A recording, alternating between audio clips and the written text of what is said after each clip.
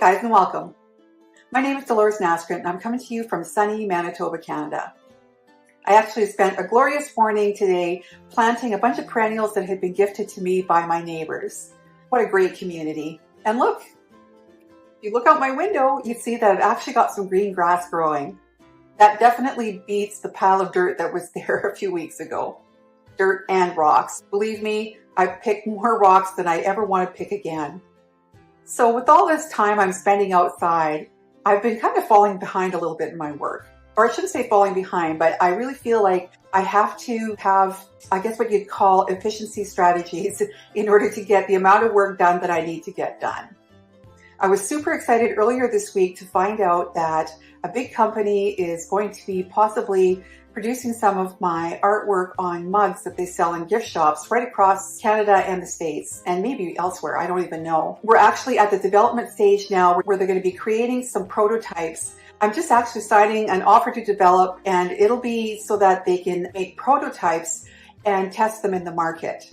So I'm super excited about that. And of course, they're florals.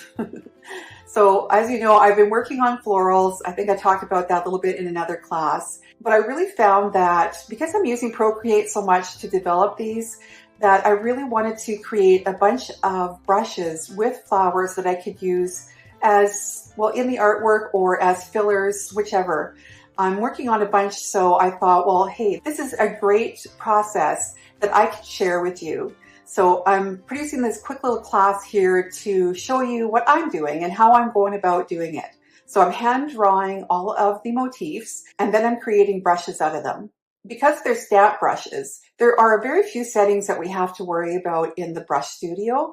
So that'll be kind of a fun thing to go through. And I'm going to be showing you how you could use these as just plain stamp brushes or as scatter brushes.